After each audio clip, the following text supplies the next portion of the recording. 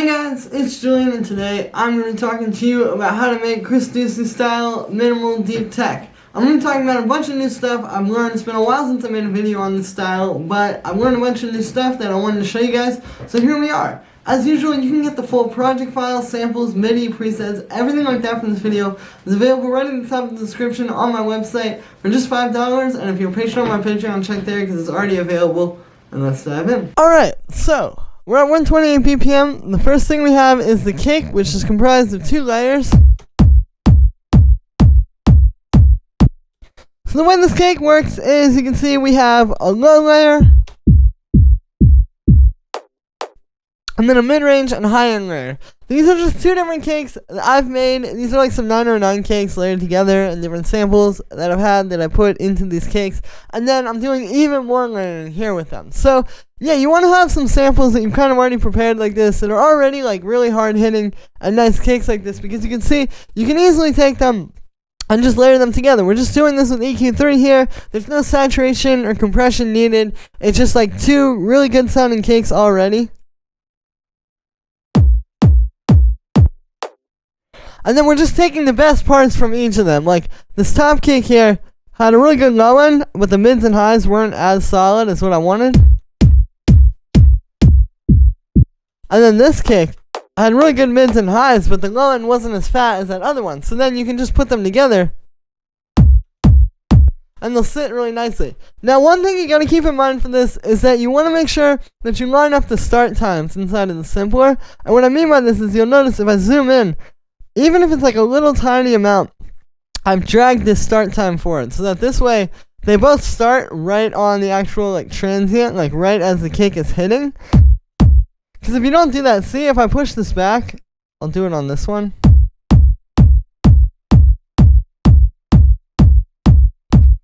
See, it's not as punchy if you don't line it up like that. So you gotta make sure you do that. And then the other thing to keep in mind here is just making sure that you tune the low end layer, because this mid-range and high end doesn't really have much of a pitch to it. We want to tune this kick, but there's not really anything to tune here, because it's just like there isn't like a tone.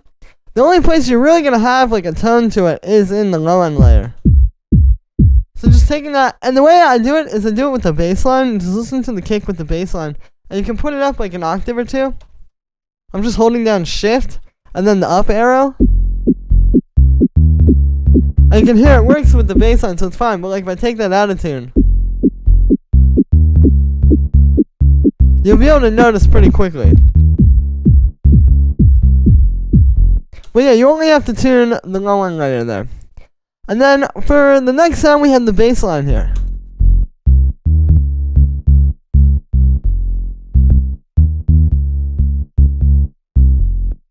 So you can see this bass line is a little bit more interesting than your standard deep minimal tech sort of bass line. You know, usually the basses in this style would be like 1 or 2 or 3 notes. It would be really simple. There's really not much of a progression to it. It's more about the groove.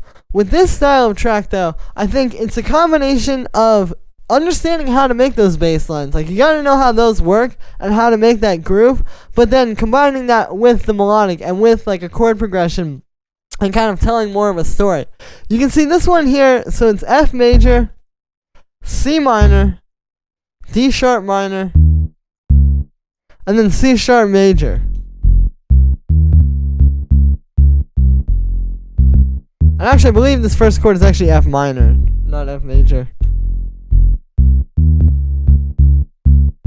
So yeah, you know, it's actually pretty straightforward. Like if you know what you're doing with these more kind of like jazzy chord progressions, you know, it's not going to be that crazy. And if you study those a little bit, if you don't know what you're doing, you'll be able to figure it out pretty quick. But essentially that's it. And it's also kind of understanding different melodic concepts as well. Like for example, if you have this kind of movement here where you have like those 2 notes are 1 semitone apart, and then these 2 are 2 semitones apart like that.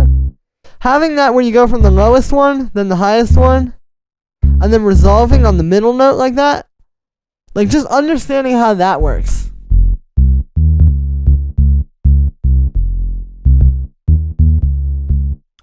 But again, if you kind of study a little bit of like jazzy and kind of like funk and soul chord progressions, you should learn a pretty good amount about this. And also just knowing where to leave space too. Like for example with this first note, it just goes dum dum dum dum dum. Like I didn't start piling on the notes right away. Like we could have gone, but we didn't. Just kind of like knowing where to leave the space. And also you'll see here I have this Logic 16 swing, and then what I've done is I've turned this percent up here is at 87%. So what that is that's the global swing amount. So essentially if you put a groove on your sounds like this, you can choose like how much it's going to affect every single clip at once using this. And it's kind of nice because like let's say 100 people make a track using Logic 16 swing 70. Well, then obviously it's going to start to sound a little bit similar. But with this percentage up here, you can dial it in. So like even if you put this at 99, it's just 1% less. It's still going to give it a little bit of a difference from just that exact same thing every single time. So that can be really useful, and I've used that up there. For the sound on this one, it's made with 2 layers. So we have our sub layer, which is most of what you're hearing and feeling. And then this layer, which is just for some extra harmonic content.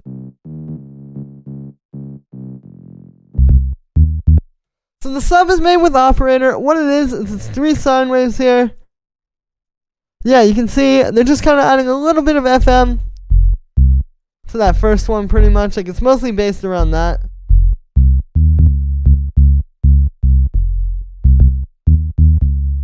But again, just adding that extra bit of harmonic content on there.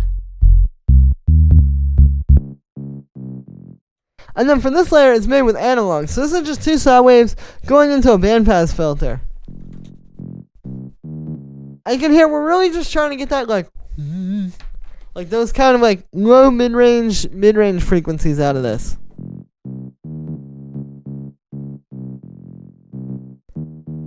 And then that's just being high passed. And again, this just adds a little bit more like kind of fatness and mid-range to the sound. Here's without it.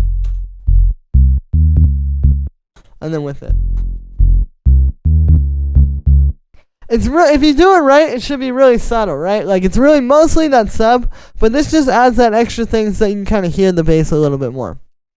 And then finally, this is just being sidechained to the kick. So just like with the kick, if you have a really good bass line and you have a solid sound that's made with 1 or 2 layers like this, you actually don't need that much processing. And this is one of the new things that I've learned that I wanted to show you guys in this video is like just how open your kick and your bass can be. I mean, this hits as hard as any kick and bass line groove that I ever made with like drum bus on the kick and on the bass and on the group, right? This is hitting just as hard. But the sounds are so much less over processed, so it's just a lot cleaner. But it's the same result. Then we have the clap. Yeah, a pretty nice clap, just like a little hard hitting one like this. Just want to make sure it sits nicely over the kick.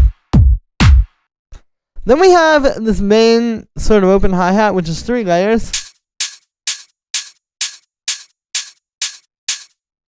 So we have this one,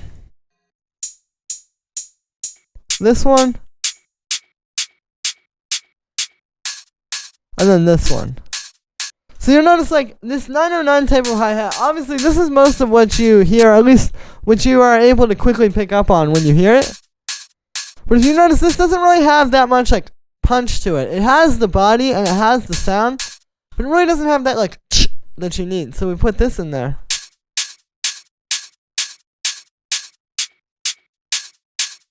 And that fills that out. And then this layer, which adds a little bit more punch, but also a little bit of high end. And again, it goes back to what I was saying about like not over processing the sounds. It's like, you know, back in the day, I might just have one of these, but it would have like way too much drum bus on it. This way, we're just layering the sounds so that we get that same fat sound, but without so much over processing. And then we have these different background hi-hats, which sound like this. Which if I play them with, you can hear.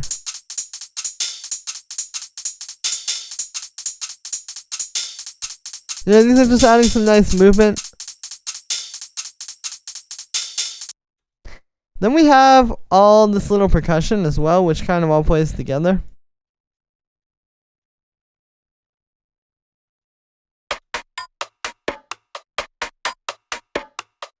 So this kind of goes back to something I've talked about a bit on this channel before, which is like, obviously, this is pretty much just going to be a bunch of little percussions going, like it's always, at least, almost every 16th note, there's something happening, right?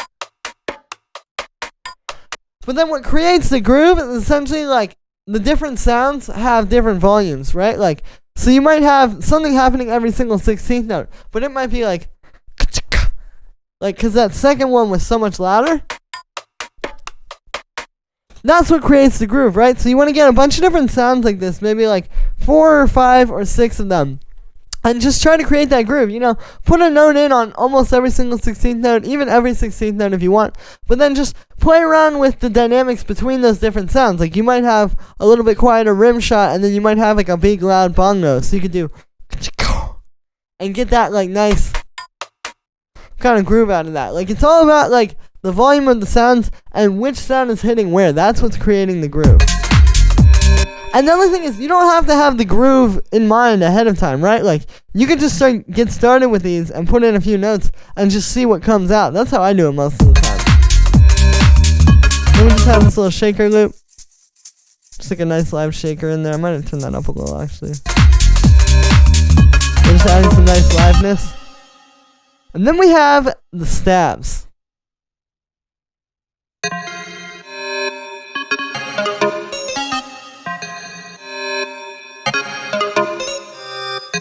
Now these stabs are not actually that hard to make. I'm going to show you how it's happening and everything musically, but if you understand basic like major and minor chords and what chords are in the scale that you're practicing, like in this case we're in the key of F minor, so you use chords that fit into the F minor scale, you know, it's actually not going to be that hard. It just kind of goes back to what I was saying before about like understanding groove, understanding like where to have one that's like and where to have one that's just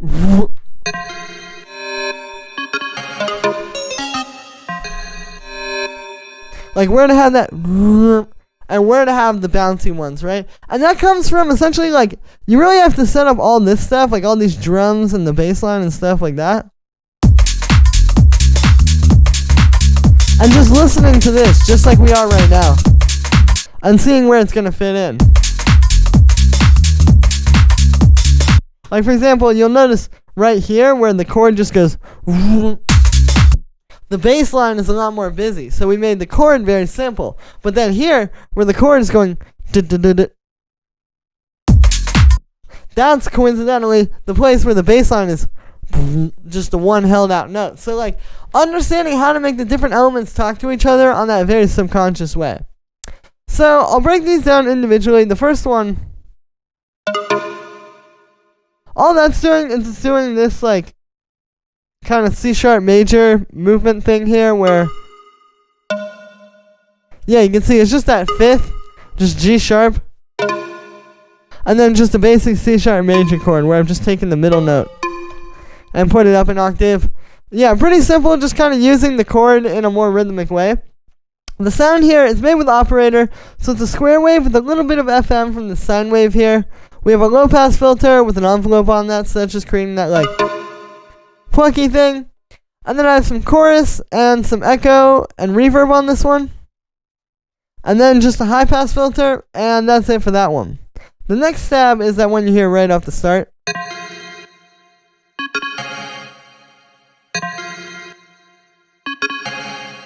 Now this is really playing on this chord progression where like we're starting in this first bar on F minor, and then we're resolving in the second bar on C sharp major. That's all you're hearing there. It's just the movement from F minor to C sharp major. Very basic, especially like modern pop sort of movement.